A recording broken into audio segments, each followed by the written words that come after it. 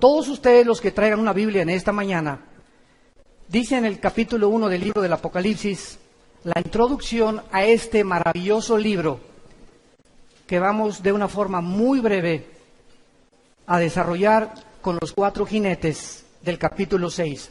Dice en Apocalipsis 1, versículo 3, dichoso y feliz, o bienaventurado el que lee y los que oyen las palabras de esta profecía y guardan las cosas que en ella están escritas. ¿Por qué? Porque el tiempo está cerca. Para muchos de ustedes, más cerca de lo que se imaginan. Y mucho. 1945, en el proyecto Manhattan, el doctor Henry Fermi y Oppenheimer, alemán, desarrollan la primer bomba atómica bombardeando el uranio 235. Y se inicia la era nuclear. 1952 explota la primera bomba de hidrógeno. 1954 el primer satélite en el mundo lo lanza Rusia. 1969 llegamos a la Luna.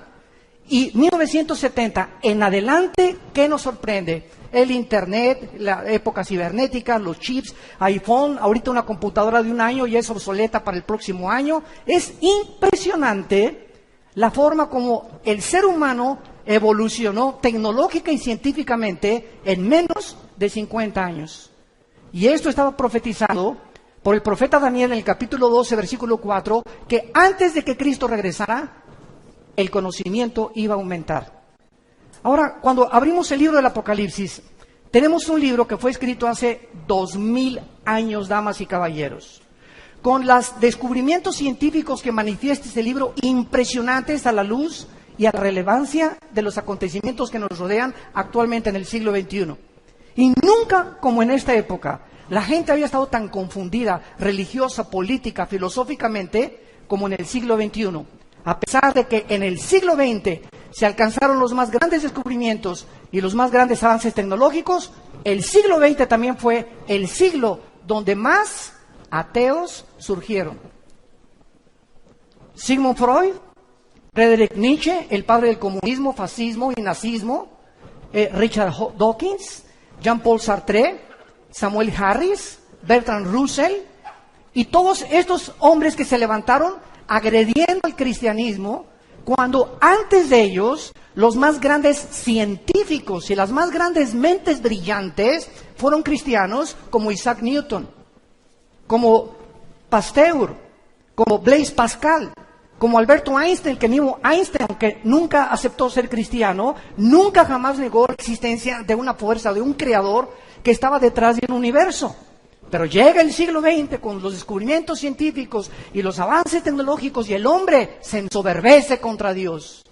Y lo único que hemos hecho ha sido el ridículo como administradores de Dios, porque estamos enfrentando una tercera guerra mundial a pesar de todos nuestros descubrimientos y nuestra supuesta tecnología que hemos alcanzado. La palabra apocalipsis significa en el griego descorrer la cortina. Entonces, apocalipto es la palabra que usaban en el griego koiné. Cuando, por ejemplo, cubrían una estatua, hagan de cuenta que cubrían la estatua de David, y cuando jalaban la cortina, quedaba al descubierto y la gente decía apocalipto. Actualmente, cuando la exhibición de los mejores vehículos que hay en Ginebra, en Europa o en Alemania o en Francia, tienen el Lamborghini o la última producción del último Ferrari, los cubren, nadie sabe cómo es el diseño, se hace una cóctel y se juntan a todos los más grandes millonarios que puedan existir de diferentes empresas, y cuando quitan la cortina, el carro queda al descubierto, y correr la cortina se llama apocalipto, o sea, apocalipsis. Dios nos corre la cortina en este libro y nos permite asomarnos a una ventana de lo que nadie puede haber podido percibir más que a través del poder del Espíritu Santo. Dios nos permite asomarnos al futuro, donde va a terminar la humanidad. Y esta es la razón por la cual se le llama el Apocalipsis. En inglés lo tradujeron literalmente con la palabra revelation, que es la revelación o el quitar algo o se descubre algo para que podamos ver el plan de Dios para aquellos que se consideran en esta mañana dichosos de escuchar estas palabras. En el capítulo 6 del libro del Apocalipsis encontramos los famosos 4 caballos. el autor de este libro, fue el último de los apóstoles. Y esto lo digo enfáticamente porque ya no hay apóstoles. Existe el apostolado, pero no el oficio del apóstol que tuvieron los 12 hombres que siguieron a Cristo. Porque Pablo se considera como el último apóstol. Y Juan, siendo el último apóstol, muere a los 95 años de edad. Y después de Juan siguen los padres de la iglesia. Jerónimo, Tertuliano, Policarpo, ninguno de ellos se adjudicó el nombre de apóstol y pasaron 2000 años sin que nadie pudiera atreverse a decir, pues soy apóstol, ¿verdad? Pero vivimos una época tan confundida, donde han entrado al cristianismo tantas barbaridades y tantas herejías, que la gente ya no sabe qué creer, qué es verdad y qué no es verdad. Y cuando llegamos a este punto de falta de discernimiento espiritual, es la campana más grande de alarma también de que realmente nos encontramos en la apostasía que se profetiza en la Biblia antes de que Cristo venga. La Biblia no profetiza ningún avivamiento antes de que Cristo venga.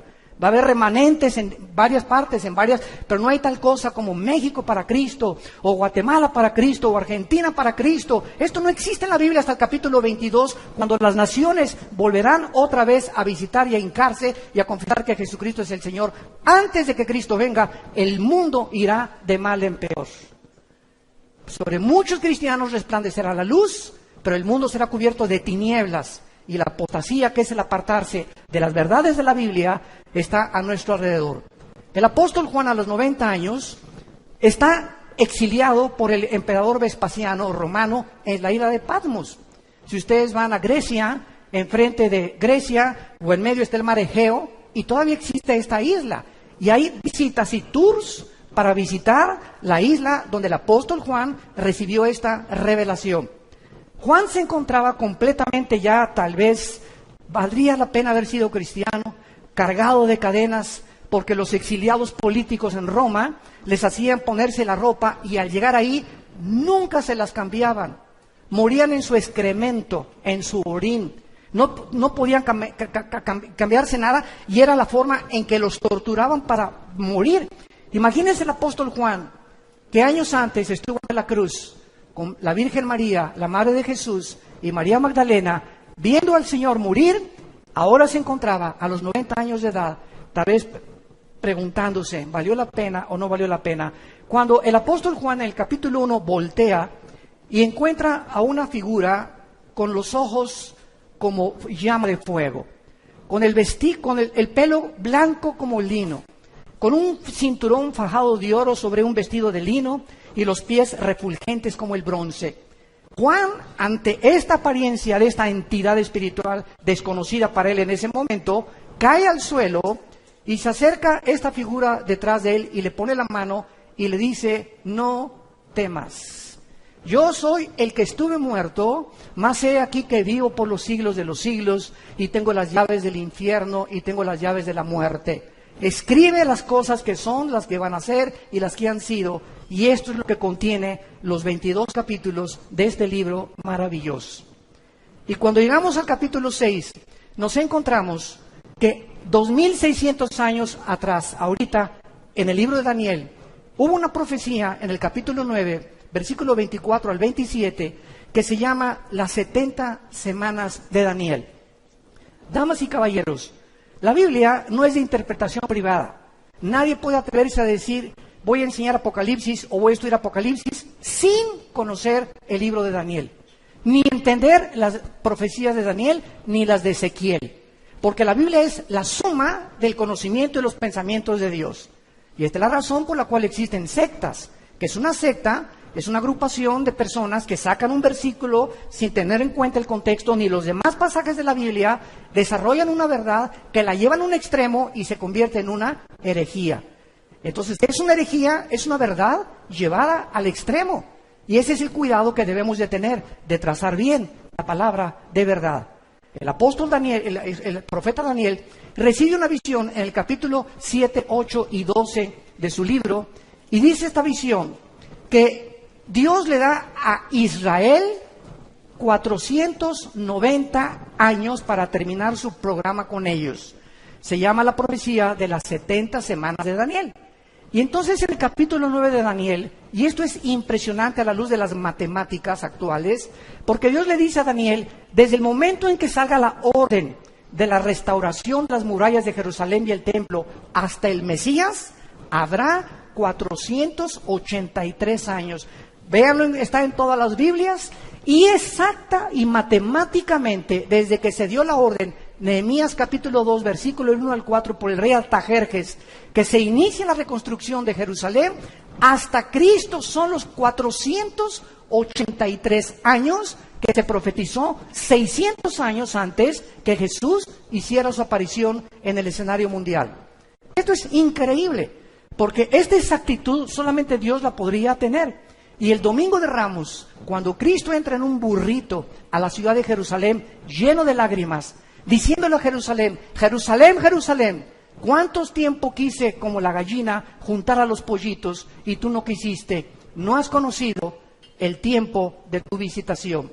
Y esas palabras de Cristo hace 2000 años son las palabras que te dice a ti en esta mañana. Muchos de ustedes en esta mañana, Dios los está visitando. Dios te quiere visitar. Dios te quiere hablar. Dios te quiere decir que tú lo necesitas y que tú necesitas invitar a Cristo como tu Salvador. Pero es la forma como Dios trabaja con el tiempo. Entonces, 483 años se cumplieron, pero faltan 7 años para que se cumpla la profecía de los 490 años. Y el capítulo 6 de Apocalipsis al capítulo 19 son la semana 70, o la última semana que se conoce en el Nuevo Testamento como la tribulación y la gran tribulación, donde la iglesia no puede estar ya. ¿Por qué? Porque el momento que nosotros salgamos de este mundo y millones de personas vamos a desaparecer, tal vez mañana, tal vez ahorita saliendo, el mes que entra, el año que entra, no sé cuándo, pero cuando la iglesia desaparezca, entonces se van a abrir las puertas de la maldad. Dice en segunda Tesalonicenses 2 el apóstol Pablo que ahorita hay una fuerza que está deteniendo que la maldad no se desborde como debería desbordarse. Pero cuando la iglesia salga, se va a desbordar esta maldad como ustedes no se imaginan sobre el mundo. Y si ahorita creemos que ya está descompuesto el mundo, imagínense ustedes en los 7 años que faltan, en la última semana de la profecía de Daniel, cómo va a estar el mundo cuando van a caer meteoros, va a haber terremotos, tsunamis, se va a abrir la puerta a todos los demonios del infierno que se encuentran, en el abismo, los ángeles caídos que están atados en el Tartarus, y bueno, va a ser una devastación impresionante en el mundo, que el mundo va a quedarse completamente azorado, pero la iglesia ya no va a estar en este tiempo aquí sobre la tierra. Entonces, en el capítulo 6, comenzamos con los juicios, que son los 4 jinetes del Apocalipsis. Y dice la Biblia que cuando el Cordero abrió uno de los sellos, versículo 1, oí a uno de los 4 seres vivientes decir, como con voz de trueno, ven y mira. Y miré un caballo blanco, y el que lo montaba tenía un arco. Le fue dada una corona y salió venciendo y para vencer. Notemos nosotros que este personaje en un caballo blanco que inicia la semana 70 de Daniel, o el inicio de la tribulación, es la figura de un personaje donde no tiene flechas en su arco. En otras palabras, cuando vemos otros pasajes de la Biblia, encontramos que este personaje, que se le conoce en la Biblia como el último futuro dictador mundial, conocido en el libro de Daniel como el pequeño cuerno, conocido por el apóstol Juan en su primera carta, capítulo 2, como el anticristo, y conocido por Juan en el Apocalipsis como la bestia, se le llama el anticristo o el último dictador mundial. Si nosotros vemos la historia y recordamos a Adolfo Hitler, Benito Mussolini, José Stalin, todos los grandes dictadores, ¿cómo entraron al poder? Bueno, en 1936-37, Alemania perdió la Primera Guerra Mundial. Se encontraba en un caos tremendo, el orgullo alemán estaba aplastado completamente, y surge una voz en 1937-38, cuando es elegido democráticamente Adolfo Hitler. Y Adolfo Hitler, como todo líder populista, promete hacer de Alemania la mejor nación de Europa y del mundo. Hitler saca a los comunistas de Alemania, Hitler levanta todas las fábricas de Alemania, Hitler crea el famoso Volkswagen, que significa el carro del pueblo, y el pueblo está feliz. Pero detrás de esta cortina, de este maquillaje, que casi siempre es detrás de casi todos los políticos, se encontraba una personalidad oscura de este hombre que hasta después de la Segunda Guerra Mundial, cuando el general MacArthur invade Normandía con los ingleses y sitian a Berlín, los rusos y las tropas de Stalin por el lado del este y acaban también con los tanques de guerra de Italia de Mussolini, llegan a Berlín y se encuentran completamente sorprendidos de más de 6 millones de judíos que este hombre, no teniendo ningún problema con ellos, su problema era con Inglaterra, con Estados Unidos y con Rusia, y Japón, Italia y Alemania se unieron en contra de estas naciones. De repente se vuelve contra un grupo étnico de judíos que no tenían pistola, no tenían rifles, no tenían ni siquiera una nación donde vivir. ¿Qué fue lo que hizo que Hitler tuviera este odio, en México le llamamos odio jarocho, en contra de esta nación que era completamente indefensa e insignificante? ¿Cómo es que se voltea completamente de los ingleses, los americanos y los rusos y se vuelve para extinguir y erradicar completamente a este pueblo que en la Biblia Dios en su soberanía le concedió que a través de ellos viniera el Mesías, el Hijo de Dios? Una de las preguntas que casi siempre nos hacen en los seminarios teológicos es la siguiente: ¿qué acaso los judíos es un pueblo especial o son más consentidos que los árabes o con los palestinos? De ninguna manera. El hecho es que la ignorancia del plan de Dios hace que la gente se desvíe y comience a hablar cosas que no entiende. Dios desde el principio de la humanidad tenía que escoger un punto geográfico en el globo terráqueo para centrar en ese globo terráqueo, número uno, que a través de ese pueblo pudiera ese pueblo comenzar a través de los sumerios, de los egipcios, de los babilonios y de todas estas tribus y civilizaciones antiguas, dar testimonio de que Dios es uno solo. Fue el primer pueblo que comenzó a divulgar el monoteísmo, la nación de Israel, a través de Abraham y de las 12 tribus que Dios formó. La segunda razón es para que a través de ellos tuviéramos nosotros la Biblia. Y cuando alguien dice, ¿y por qué los judíos? ¿Y por qué no los mexicanos? Y si hubieran sido los mexicanos, los costarricenses o los ticos nos hubieran dicho, ¿y por qué no los ticos? ¿Y por qué no los españoles? La cuestión es que Dios es soberano. Y Dios escoge un pueblo precisamente para a través de ellos darnos el programa que gracias a ellos podemos tener. Pero voy a terminar. Entonces, los judíos nos dan las Sagradas Escrituras. Dice el capítulo 9 de Romanos, versículos 3 y 4, que a ellos se les dieron los pactos y a ellos se les dieron los mandamientos y las leyes civiles, las leyes de higiene y las leyes morales. No existe un código moral más grande en ninguna religión que los 10 mandamientos. Y se les enseña qué es lo que Dios dice que es inmoral y qué es moral, amoral a los ojos de Dios. Dios no nos deja, damas y caballeros, a que nosotros elijamos qué es bueno y qué es malo. ¿Por qué? Porque nacimos desconectados de la vid. Y cuando una rama nace desconectada de la vid de un árbol, ¿qué produce? Nada. Y estamos tratando de producir fruto sin tener contacto con Dios. Y nuestro fruto ha sido un fruto podrido en casi 6,000 años de historia. Viene Jesucristo a unirnos a la vid, a decirnos cómo podemos conectarnos con la fuente de energía, cómo podemos recuperar la dignidad que tenemos como seres humanos de haber sido creados a la imagen y semejanza de Dios. Y esa es la labor que Jesucristo viene a hacer del tercer cielo, a decirnos cómo podemos nosotros ir a Dios. Y Jesucristo lo dijo en Mateo 11, 27 al 28, nadie conoce al Padre sino al Hijo, y el Hijo a quien se lo quiera revelar. Que dice la Biblia que no hay nadie que conozca a Dios. Tú te puedes irte allá a Chapultepec a practicar budismo zen y flor de loto y yoga y dime lo que tú quieras. No hay forma, de acuerdo a la Biblia, de conocer a Dios si antes no conoces a su Hijo. Porque es su Hijo el que vino a revelarnos al Padre. Y antes de que tú conozcas a Dios y tengas contacto con Dios, tienes que tener contacto primero con su Hijo Jesucristo. Y cuando tú oyes las palabras de Jesucristo y comienzas a seguirlo, Él nos conecta, Él nos abre la puerta, Él nos revela al Padre, entra a tu vida y comienzas a tener iluminación y entendimiento acerca de por qué naciste, de dónde venimos, quiénes somos, hacia dónde nos dirigimos. La ciencia jamás nos podrá contestar estas 3 incógnitas que han permeado la filosofía desde hace 6,000 años. Porque para que la ciencia nos diga de dónde venimos, tiene que ser repetitivo. Si no es repetitivo, no es científico.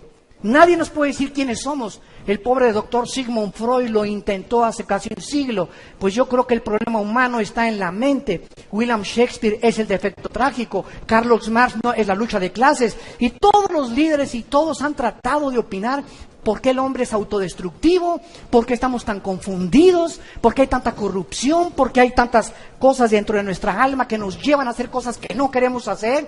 Yo recuerdo cuando tenía 18 años, que mi padre me lo dijo, yo también estuve en el alcoholismo, mírate Armando, ¿cómo estás? Y me acuerdo que le contesté a mi papá, papá, ¿y qué hago? Si me gusta el trago, pero es que te hace mal a la cirrosis y todo, lo entiendo, el cigarro te hace mal, y dice, este producto es nocivo, pregúntale al que fuma, ¿por qué lo hace? ¿Por qué te estás autodestruyendo? Porque la Biblia dice que somos autodestructivos y necesitamos a Dios para poderlo sacar, no alcohólicos anónimos, no marihuanos anónimos, no locos anónimos, sino la sangre de Jesucristo es la medicina que Dios nos da para poder sanar nuestra condición con la cual nacimos. Esta es la razón por la cual este hombre, el anticristo, voy a hablar más de esto hoy en la tarde, hoy en la conferencia en la tarde va a tratar sobre el tema del anticristo, lo vamos a ampliar más, pero vemos que nosotros, que cuando comience la tribulación, el anticristo va a surgir, escúchenme muy bien, con mucho cuidado. De acuerdo a la Biblia, 5 naciones de Europa y 5 naciones del Medio Oriente se van a unir para formar una confederación política que representan los 10 dedos de la estatua de Nabucodonosor y los 10 cuernos en Apocalipsis 17, que es el último gobierno que el anticristo va a formar. En otras palabras, no le creas a nadie, no se metan a internet ni a YouTube de tantas mentiras que hay. Que el anticristo iba a ser el pobre de Obama. Ahora dice que también el güero Trump va a ser el anticristo, que es el Papa, que el príncipe Felipe de España, que los reyes de Holanda, bueno, hasta el esposo de la reina Isabel en Inglaterra algún tiempo lo que tacharon como el anticristo. Nadie puede saber quién es el anticristo, nadie, hasta que no oigamos, se juntaron 5 naciones de Europa y 5 naciones del Medio Oriente que pertenecieron al antiguo Imperio Romano, lo cual desarrollaré también hoy en la tarde, y cuando ellos se junten, ya que esté esta confederación política unida, de acuerdo a Daniel capítulo 7, de entre esos 10 reyes o 10 naciones, surge el anticristo como un gobernante insignificante, por eso se le llama el cuerno pequeño. Entonces, cuando esto suceda, nosotros en esos días, o tal vez a las 24 horas, a los 48, desaparecemos del mundo. Ya no vamos a estar aquí. Tal vez ni quien lo quiera conocer. Pero este hombre va a entrar como entró Adolfo Hitler, con la paz, con la bandera blanca de la paz. Peace and love. Y el mundo le va a creer, el mundo va a ser engañado. A los 3 va a firmar un tratado con los árabes y los judíos. ¿Cuánto tiempo tiene desde 1948 que ningún político, ningún secretario de Estado norteamericano ni europeo ha podido celebrar un tratado de paz entre los judíos y los árabes? Lo intentó Bill Clinton, lo intentó Jimmy Carter, lo intentaron Henry Ford, lo intentaron todos los presidentes norteamericanos y todos han fracasado. El anticristo logrará lo que hace más de 65, 70 años la diplomacia y la política norteamericana no ha podido lograr. Él podrá lograr con poderes sobrenaturales que él va a manifestar, satánicos, que los árabes y los judíos en 7 años no se toquen y que puedan los judíos reconstruir su templo, pero a los 3 años y medio, Jesucristo dijo en Mateo 24, versículo 15, a los judíos que cuando ellos vean la abominación desoladora que habló el profeta Daniel, entonces los que estén en Judea huyan a los montes. El que esté en la azotea no descienda para tomar algo en su casa. El que esté en el campo no vuelva atrás. Ay de las encintas y de las que crían en aquellos días. Oren porque vuestra huida no sea en invierno ni en día de reposo, porque habrá entonces gran tribulación. Palabras de Jesús, Mateo 24, 15 en adelante. Cual no la ha habido desde el principio del mundo hasta ahora. Y si aquellos días no fueran acortados, nadie sería salvo. Mas por causa de los escogidos, aquellos días serán acortados. Vemos entonces que el primer caballo blanco representa a la figura del futuro dictador mundial, que así es como comienzan los últimos 7 años, donde Dios trata otra vez a Israel. Hay una teología herética que se llama la teología del reemplazo, que enseña que Dios ya acabó con los judíos y que la iglesia vino a tomar el lugar de Israel. Esto es antibíblico. Simplemente lee el capítulo 9, 10 y 11 del libro de Romanos. 3 capítulos dedica Pablo para enseñar que Dios puso en la banca, ahí están ahorita los del Barcelona en la banca, para cuando jueguen con el Real Madrid, ¿verdad?, le vuelvan a ganar. Entonces, están en la banca simplemente, pero cuando llega el momento en que se acaba el tiempo de la iglesia, los 2000 años aproximadamente que la iglesia tiene, que es la época de la gracia, Dios se vuelve a Israel otra vez. Y porque Dios no abandona, Dios es un Dios de pactos. Y Dios dice que Él no va a abandonar a su pueblo. Y Romanos 11, 25 y 26 dice que cuando Cristo venga, Israel será salvado. Y los árabes también, que se conviertan a Él. Y los palestinos también. Y los musulmanes también. Dios es un Dios de todas las nacionalidades y de todas las tribus y de todas las etnias. Simplemente Él escoge a Israel para que ahorita los ojos del mundo se coloquen en Israel. Nada más. Pero no son los consentidos de Dios. Él tiene un programa para que podamos nosotros entender, al ver que regresaron en el 48, después de 2000 años que fueron exiliados a todas las naciones, y 700 años antes de Cristo por los asirios, las 10 tribus que fueron desaparecidas, Dios los regresa el 14 de mayo de 1948. Ante los ojos expectantes del mundo, una nación se constituye en un estado soberano e independiente en un solo día. Esto jamás en la historia ha sucedido. Vemos en segundo lugar el segundo jinete del Apocalipsis en el versículo 3. Apocalipsis capítulo 6. Cuando abrió el segundo sello, oí al segundo ser viviente que decía: ven y mira. Y salió otro caballo bermejo, o sea, rojo, y al que lo montaba le fue dado poder de quitar de la tierra la paz, y que se mataran unos a otros, y se le dio una gran espada. Damas y caballeros, ¿sabían ustedes que nosotros somos la primer generación en la historia con el suficiente armamento nuclear para destruirnos en medio minuto? Somos la primer generación en la historia en la que podemos autodestruirnos y extinguirnos y borrarnos del mapa en 30 segundos. Escuchen esto, entre las capacidades nucleares, para que tengan ustedes una idea, y no solamente lleguen hoy en la noche a ver Ricas y Famosas, por el amor de Dios, ya hay que poner nuestros ojos en otras cosas más importantes que están relacionadas con la eternidad. El principal submarino de los Estados Unidos se llama el Trident, con un desplazamiento de 18.700 toneladas. Él puede navegar a millas náuticas, a 20 nudos que son millas náuticas por hora, y es más rápido y con 60.000 caballos de fuerza. Este submarino, el Trident, tiene el angelito 24 misiles nucleares, un solo submarino Trident. Tiene más de 25 Estados Unidos. Ahorita hay más de 15 en el mar de Japón y alrededor de Corea del Norte, porque esta persona psicópata, esquizofrénico, desquiciado, líder de Corea del Norte, está a punto de bombardear a Japón o a Israel o lanzar un misil contra Corea del Sur. Él no va a atacar a Estados Unidos, porque entonces ya podría Estados Unidos tener la justificación. Pero si él ataca a Corea del Sur, donde hay 35,000 Marines o marinos americanos estacionados, o si ataca a Japón o si ataca a Israel, Estados Unidos tiene que entrar a la guerra. Y al entrar Estados Unidos va a entrar Rusia, Irán y la China. Y nos encontraríamos con el cuarto sello que vamos a ver a continuación, donde va a morir 1/4 parte de la población del mundo.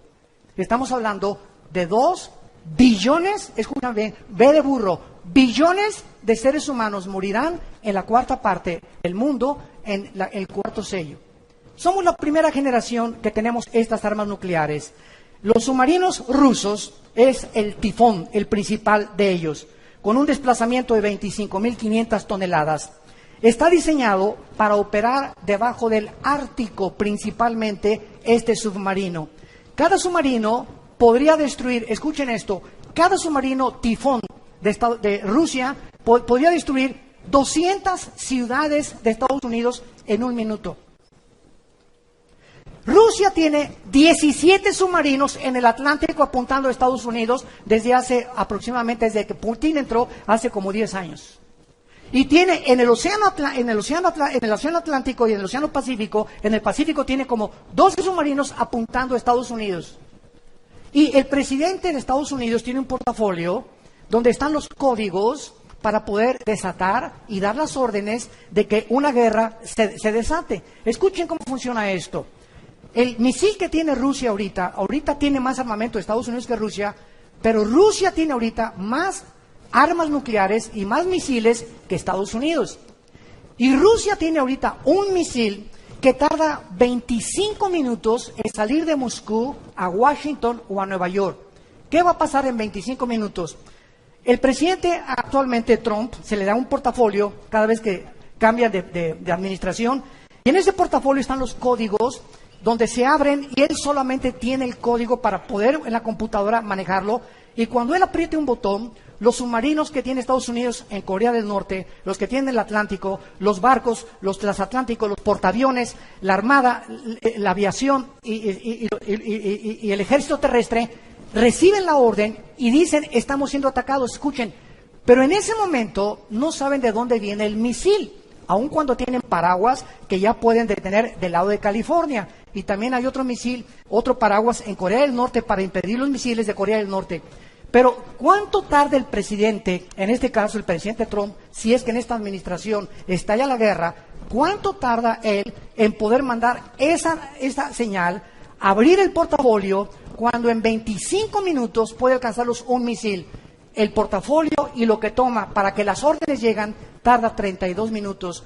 Llegaría 8 minutos tarde la orden de Estados Unidos para impedir un paraguas o abrir un paraguas a los misiles, y lo primero que sería destruido sería Estados Unidos. ¿Saben ustedes que Estados Unidos no aparece en la Biblia? Después de 1945 ganaron la guerra y ha sido la nación que ha alcanzado la supremacía política, militar y económica más grande de toda la historia, Estados Unidos de Norteamérica. Y en 1989, que terminó la Guerra Fría entre Rusia y Estados Unidos, Mikhail Gorbachev fue al Vaticano y le dijo al Papa Juan Pablo II, quiero decirle que Rusia ha fracasado, el comunismo fracasó en Rusia. ¿Por qué? Por dos razones, dijo Gorbachev en su libro La Perestroika. Número uno, porque sacamos a Dios de Rusia. Y número dos, porque nos aislamos del capitalismo. Entonces, termina la Guerra Fría y Estados Unidos se mantiene como la supremacía política, económica y militar del mundo. Pero llegamos al siglo XXI, donde viene el primer ataque terrorista, el 11 de septiembre del 2001, contra las torres de Nueva York, y donde el mundo entra en una nueva dimensión que nunca se había esperado.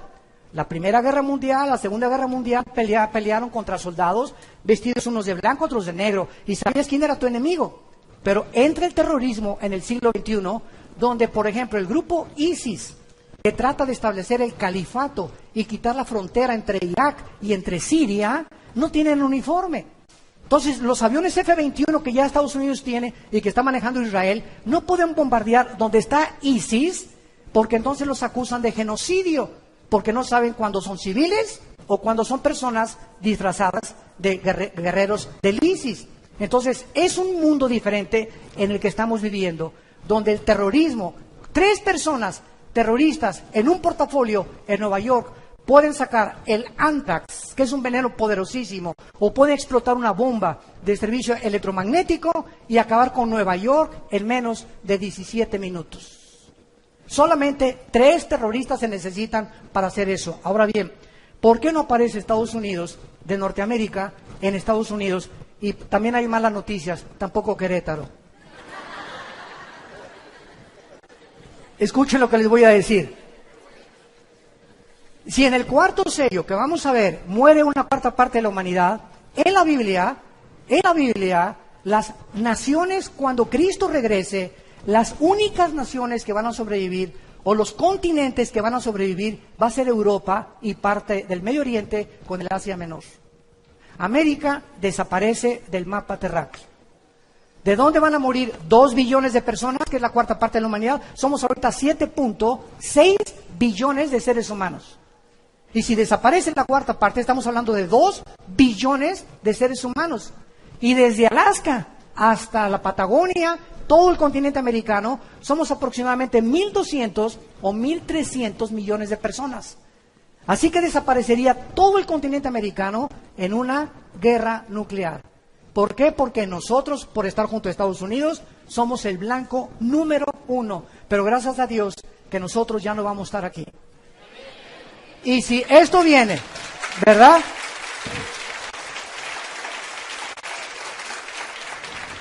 Y si esto viene, nos vamos a dar cuenta que es completamente devastador el poder nuclear que hay ahorita, vuelvo a repetir, donde ya se están alineando en el lado oriental, China, Irán y Rusia, están alineadas, y en el lado occidental, Estados Unidos y la OTAN, la Organización de Naciones del Tratado del Atlántico del Norte. Entonces tenemos ahorita, escuchen esto, tenemos ahorita el oriente y el occidente chocando en una nación que es de las más antiguas de la humanidad, que es Siria, donde las naciones occidentales, la OTAN y Estados Unidos quieren sacar a Bashar al-Assad de Siria por la devastación que él ha hecho y los crímenes de guerra de usar armas químicas. Y por otro lado, Rusia nunca va a permitir que saquen a Assad. ¿Por qué? Porque Rusia tiene la única base naval en Siria con acceso al Mediterráneo. Entonces, el día que destruyan Siria, y el día que la OTAN o Estados Unidos pudiera sacar a Assad, entonces Rusia quedaría aislada e Irán le provee todas las armas a los de ISIS, e Irán le provee todas las armas a todos los rebeldes que quieren sacar a Siria, y vemos una pantomima increíble de intereses económicos en el Medio Oriente. Escuchen esto, todos supieron que mandaron 60 Tomahawks, misiles Tomahawks, el presidente Trump a un lugar geográfico de Siria. Escuchen lo que pasó. Un Tomahawk es un misil que sale de un submarino o de un portaaviones a una velocidad de 1.700 kilómetros por hora. Tiene un poder explosivo en la punta del Tomahawk con un GPS, que es una computadora que si hay una montaña, por ejemplo, así, y el Tomahawk sale de un submarino y el blanco está aquí atrás, el Tomahawk, por ser guiado por una computadora, hace esto, evade la montaña, vuelve a bajar hasta que den el blanco. Tiene 0.002 de error. Esos son los misiles Tomahawk. Muy bien, Estados Unidos mandó 50 o 60 a Siria. ¿Saben ustedes a dónde los mandó? Para que se mueran de la risa, de cómo estamos tan engañados, a un lugar donde no había nadie. Ni siquiera se mandó, 60 Tomahawks acaban con todo Siria, por el amor de Dios, Virgen de la Macarena. Nada, sacaron una fotografía que un aeropuerto ahí que se murieron algunos nada más. No es cierto, no es cierto. Se pusieron de acuerdo Trump y Putin, tu padrino. Se pusieron de acuerdo porque hay un problema tremendo ahorita, que es posiblemente que procesen a Trump. Lo está defendiendo el Partido Republicano porque es la mayoría ahorita en el Senado, pero está demostradísimo que Rusia invadió completamente las elecciones norteamericanas y que había nexos muy profundos entre ellos. ¿Por qué? Porque el secretario de Estado ahorita del presidente Trump, el señor Tillerson, tiene más de 12 pozos petroleros en Rusia, por el amor de Dios, y no los van a perder. El expresidente de Exxon, multimillonarios. Nunca ha habido un gabinete de millonarios como el que existe ahorita alrededor de este presidente. Entonces, hay intereses que no le conviene ni a Rusia ni a Estados Unidos ahorita entrar en un conflicto. Entonces, Putin le echa la mano y le dice, mándame unos misiles, mándalos a ese lugar, y para que el mundo sepa, no, Trump, sí realmente, él no, él está en contra de Rusia. No es cierto, son compadres. Este es el mundo que vivimos, un mundo de engaño, un mundo de mentiras, un mundo de corrupción, un mundo de los medios de comunicación nos presentan una imagen, un escenario que no existe y lo acabamos aceptando todos. Pero es la forma como el mundo está trabajando. Pues hace 2500 años, el profeta Ezequiel, en su capítulo 38, profetizó que antes de que Cristo viniera, se iba a alinear Rusia, que no existía más que con la palabra de Magog. Iba a alinearse con Persia. En 1935 le cambió el nombre a Irán. En 1935 de Persia se cambió a Irán, aparece en la Biblia como Persia. Y se iba a unir a ellos también la China como los reyes del Oriente, Apocalipsis 16, y se iba a unir entonces China, Irán y Rusia en contra del Occidente, tal como ahorita los periódicos de mañana en la mañana lo están notificando al mundo. Y si tú quieres saber que hay una luz, no consultes por favor a Walter Mercado, ni a la bruja, ni a los mediums, ni a la doctora Corazón, ni a tantas barbaridades que encontramos por el mundo. La Biblia es la palabra profética más segura, a la cual haríamos bien en estar atentos como una luz. La única luz que hay está aquí. Es la única luz. Y tú, si eres cristiano, y tú también, somos la única luz en nuestra familia. En tu oficina, en tu taller de carpintería, en tu escuela, en tu secundaria, en tu high school. Somos nosotros enviados a Dios para decirle al mundo: arrepiéntanse. Cambia tu manera de pensar. Tú no puedes seguir con esta vida que tú estás llevando, te vas a autodestruir. Ya lo oímos en el testimonio, es uno de millones de personas que viven vacíos. Este señor que está presidente ahorita en Estados Unidos, uno se dice: oye, pero con este dinero, ¿por qué no se retira con sus nietos? Por el amor de Dios.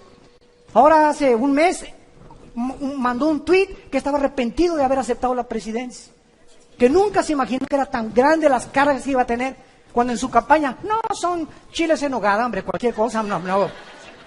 Vamos a, ¿verdad? Vamos a poder, no, es como le dicen, ¿verdad? Pie in the fingers en inglés, o sea, es cualquier cosa la presidencia. Y ahorita tiene más de 2 meses, escuchen esto, más de 2 meses aislado, escuchen esto, este hombre en la Casa Blanca, sin su esposa, sin sus hijos, y sin su hijo menor de edad. Ya la esposa, ni los hijos, aislado completamente. Nadie sabe, ¿verdad? Se están separando todos y ahí está aislado él en la más grande de las soledades. Por eso necesitamos orar por él y por nuestros gobernantes. Porque cuando prueban el gobierno, cuando prueban el poder, cuando sube el artista ya a la cumbre, cuando sube el cantante a la cumbre, cuando Miss Universo llega a la cumbre, cuando llegas a la presidencia y a ser diputado y a ser juez, allá arriba, sin Dios, las alturas marean. Nos descompone el poder y el aplauso y el dinero sin Dios. Por eso dice Proverbios el rey Salomón: adquiere sabiduría antes que plata y oro precioso. ¿Por qué? Porque si Dios te da dinero y tú no tienes la sabiduría para usar ese dinero, se convierte en una maldición. En una maldición. Ahorita, el misterio más grande que hay ahorita aquí en la República Mexicana es: ¿dónde está el dinero del Chapo? Nadie lo sabe. Antes de morir, un líder más grande que él, Pablo Escobar en Colombia, su hijo que anda testificando por todo Brasil y por toda Sudamérica, el hijo de Pablo Escobar, lo dice. Mi padre teníamos cuartos llenos de dinero. Un día tenía fiebre una de mis hermanitas, quemamos con $1 millón para calentarla, porque no sabíamos en qué gastarlo. No lo podíamos meter al banco, no podíamos usarlo porque todos nos tenían fichados. Ese es el poder, es una mentira. Y toda la gente sigue buscando eso. Sin Dios nunca disfrutarás nada. Más vale plato de legumbres donde hay amor, que de buey engordado donde hay odio. Y vemos en tercer lugar el caballo negro, que es la peste y el hambre en el mundo. Cuando abrió el tercer sello, versículo 5, el tercer ser viviente dijo: ven y mira, he aquí un caballo negro. Y el que lo montaba tenía una balanza en la mano, y oí una voz del medio de los 4 seres vivientes que decía: 2 libras de trigo por 1 denario, y 6 libras de cebada por 1 denario, pero no dañes el aceite ni el vino. Estas palabras significan una hambre tan tremenda que se viene sobre la humanidad, que 1 denario era el salario que un obrero ganaba diario. Entonces, 1 barra de pan no va a alcanzar ni siquiera para comprar con 1 día de salario mínimo. Cuando vino la Gran Depresión en Estados Unidos, en los 30s, los alemanes tenían carretillas de dinero, pero así, de los marcos alemanes, pero millones de marcos alemanes que no podían comprar un solo pan. De la devaluación tan impresionante que vino en la Gran Depresión. Y así lo dice la Biblia: Dios convierte en polilla lo más apreciado del hombre. En lo que tú has puesto tu esperanza ahorita, en tu trabajo, en tu dinero, en tu poder, en tu posición, así.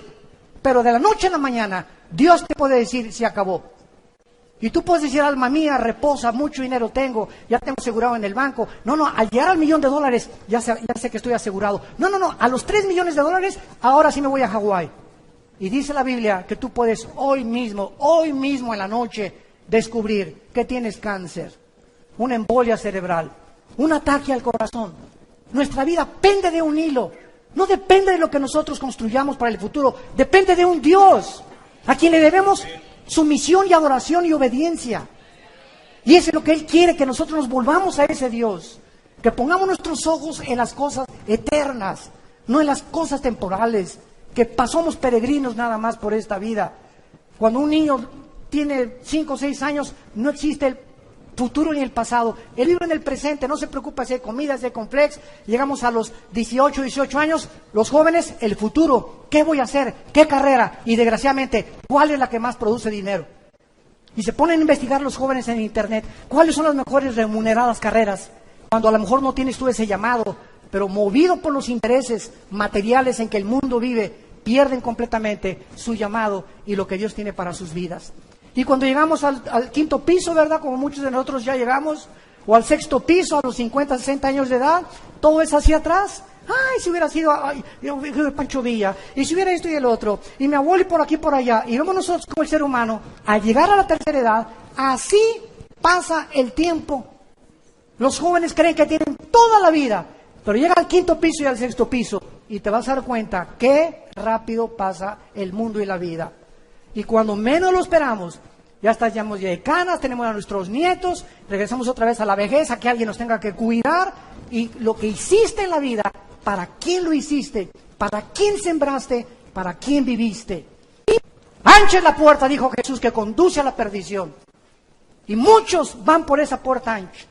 La puerta donde tú eres el autónomo y tú no le das cuentas a nadie. Tú pones tus reglas y tus propios mandamientos. Pero angosta es la puerta que conduce a la salvación y pocos son los que entran por ella. Porque si tú no cargas tu cruz, dijo Jesús, si tú no cargas tu cruz y no te niegas a ti mismo, no entrarás al reino de los cielos. El hambre, de acuerdo a la FAO, hay más de 2.000 millones de personas ahora muriéndose de hambre. El 50% de las personas pobres viven en el Asia del Sur, India y Bangladesh. Y otra sexta parte vive en el sureste de Asia, el resto en Latinoamérica y en el Medio Oriente. En la ONU existen, de acuerdo a los datos de la ONU, más de 200 millones de infantes que diario van a la cama con hambre. Y tú tienes por lo menos totopos, cornflakes, leche. ¿No le das gracias a Dios por eso? Por la casa que tenemos, por las nubes que nos rodean, por las montañas, por el aire. Estamos vivos, oh Dios. La familia es el tesoro más grande que Dios nos ha dado. Gracias, Señor, por mi esposa que me has dado, mis hijos, mis nietos. ¿Cuántos de ustedes van a vacaciones a Acapulco, a Puerto Vallarta? Y hasta las vacaciones llevan su computadora y ahí están en el hotel en lugar de que disfrutes la playa, el sol, las puestas de sol. Ahí estás con tu computadora haciendo negocios y negocios y negocios. Es que tú soy un hombre. Eso no es ser hombre, eso es ser un tonto. Tenemos que entender que la vida es muy corta y que tenemos que disfrutar las cosas pequeñas que son las que más felices nos hacen, que es disfrutar a nuestros hijos. Y finalmente vemos el caballo negro, que dice la Biblia en el versículo 6, cuando abrió el cuarto sello, vi el caballo amarillo. Esta palabra en el griego es kloros, y es amarillo porque es el color de los muertos. Cuando alguien se muere, comienza a palidecer su rostro. Yo he visto cantidad de personas muertas, y en una hora, ¿verdad? El rostro les cambia completamente, comienza la sangre ya se coagula, ya no existe ningún contacto ya con las neuronas del cerebro, etcétera, etcétera. Por eso se le llama el caballo amarillo. El que lo montaba tenía por nombre la muerte y el Hades le seguía. Y le fue dada potestad, aquí está, sobre la cuarta parte de la tierra, para matar con espada, o sea, con guerra, hambre, con mortandad y con las fieras de la tierra. Vemos nosotros en este último caballo que es la muerte. ¿De qué forma? Esto es lo que está sucediendo actualmente en el mundo. En agosto de 1990, cientos de delfines aparecieron muertos en los océanos, en las playas de Valencia, en España. En Francia aparecieron muertos 50 delfines en 2 semanas el mismo año. Las pruebas de laboratorio descubrieron que estos delfines murieron por un virus llamado morbilli, que es producido por la contaminación del petróleo derramado en el mar. Solamente los pozos petroleros que Saddam Hussein en la famosa guerra del Golfo Pérsico explotó o voló, arrojaron más de 75,000 toneladas de dióxido sulfúrico a la atmósfera, con 100,000 toneladas de carbón y más de 800,000 toneladas de dióxido de carbón todos los días. Damas y caballeros, estamos en un planeta donde el aire, la comida, el agua, los bosques, todo lo hemos contaminado. Yo creí que Querétaro se estaba salvando. Y antier que llegué con mi esposa, veníamos de Estados Unidos aterrizando, y era una nube que estaba cubriendo a Querétaro de smog. Le dije, ¿de dónde viene esto? Esto no viene de los matachines, ni de los mariachis, ¿verdad? Anoche estuvimos en el Zócalo, que es espectáculo más precioso aquí en esta ciudad. Y por un lado la sinfónica, y por otro lado el cantante rock, otros bailando ahí los bailes de hace más de 35, 40 años que nos gustaban, etcétera, etcétera. ¿Qué ciudad más hermosa tienen ustedes? Hay que cuidarla también. Pero así está el mundo completamente contaminado ya. Ya hay cosas, productos higiénicos, ¿verdad? Y transgénicos, y están cultivando hortalizas propias muchos en sus jardines, porque ya está absolutamente todo contaminado. Y quiero terminar leyendo a Isaías en el capítulo 24, que fue escrito hace 2,700 años. Escuchen esto. Hace 2,700 años, el profeta Isaías profetizó lo siguiente. Y antes de leer estas palabras, si tú vas a Jerusalén, en el Museo de Jerusalén se encuentra todo el rollo de Isaías, que se descubrió en 1949 en el Mar Muerto por unos peregrinos ahí, y es exactamente los rollos de Isaías tal como lo tienes en tu Biblia y en mi Biblia, testificando la misma historia y la arqueología, que lo que está escrito aquí no es cosa de hombres, es obra sobrenatural de Dios. Y termina así este versículo, capítulo 24. Se destruyó, versículo 4, cayó la tierra. Enfermaron los pueblos de la tierra. La tierra se contaminó bajo sus moradores porque traspasaron las leyes. 1, 2, falsearon el derecho. 3, quebrantaron el pacto sempiterno. Por esta causa, la maldición consumió la tierra. Damas y caballeros, hemos transgredido las leyes de Dios. Ahora ya podemos casarnos, ¿verdad? Hombre con hombre y mujer con mujer. Ahora estamos redefiniendo nosotros el matrimonio. Ya no es Dios.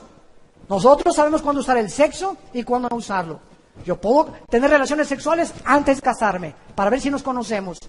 Y venimos a la Biblia, dice la Biblia, no cometerás inmoralidad. El hombre ha llegado a un punto de descomposición social en nuestra sociedad que si no despertamos, les va a pasar lo que a la rana. Agarras una rana y la metes en una olla de agua fría y ponla hoy en la noche en tu estufa. Y préndele la lumbre. Y entonces comienza a hervir el agua y la rana, por ser de temperatura su sangre fría, no brinca cuando hierve el agua. Ahí se queda y ahí muere hervida. Prueba la vera que sabe después. Y así nosotros, la inmoralidad está creciendo tanto en la televisión, en las noticias, tantas vulgaridades que oímos ya en la televisión, en los radios, que nos estamos acostumbrando a que sea normal, y no es normal. Dios es un Dios santo que nos manda la santidad, y sin esta santidad nadie le podrá ver. Y Dios nos manda que nos volvamos a Él con todo nuestro corazón, y que entendamos que hace 2,000 años su Hijo en una cruz dio su vida y resucitó a los 3 días, para mostrarnos que viene la resurrección de los muertos. Y todos los que hicieron lo bueno volverán a vivir eternamente con Él. Mas los que hicieron lo malo resucitarán para condenación. ¿No quisieras tú en esta mañana, en la que tu conciencia ha sido preparada por el Espíritu Santo, venir a la cruz? No te invito a que vengas a ninguna religión. Te invito a que vengas a una cruz, donde un hombre llamado Jesucristo no bajó del cielo a traernos otra más de las miles de religiones que hay.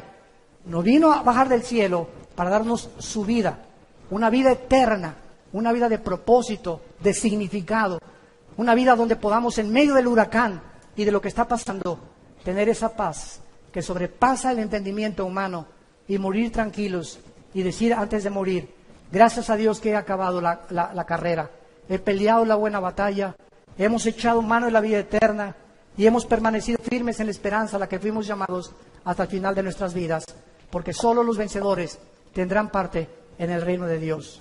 Les pido por unos instantes que inclinen su cabeza y así con tu rostro inclinado, los que gusten. Quiero decirte que la Biblia dice, prepárate para encontrarte con tu Dios. He aquí estoy a la puerta y llamo. Si tú oyes mi voz y me abres la puerta de tu corazón, yo entraré a ti, dice Jesús, en la persona del Espíritu Santo, para regenerarte, para darte una vida de propósito, una vida eterna. Perdonaré tus pecados. Y si tus pecados fueren como el carbón de negros, no importa lo que hayas hecho hasta este momento, es mi sangre, dice Jesús, la que tiene el poder de perdonar al culpable y hacerlo justo ante los ojos de Dios. Yo tengo el poder, dice Jesucristo, para cambiar tu vida, tu matrimonio, tus hijos, tu familia, si tan solo tú abres tu corazón y me das oportunidad de entrar y demostrarte que estoy vivo, porque he aquí que vivo por los siglos de los siglos. Las personas que quieran hacer esta oración, en este momento, dile a Dios con todo tu corazón estas palabras. Señor mío y Dios mío, te pido perdón por mi vida. Creo que en esa cruz tu Hijo murió y dio su sangre para perdonar mis pecados, porque yo era incapaz de poder pagar esta cuenta pendiente que yo tenía contigo de pecado. Ahora creo que es su muerte, su vida, la que me da este perdón, gracias a tu gracia y a tu misericordia. Señor Jesús, porque creo que a los 3 días te levantaste de entre los muertos, te pido que entres en este instante a mi corazón como mi Señor y mi Salvador. Te recibo y te doy las gracias por tan grande amor y tan grande salvación. Amén.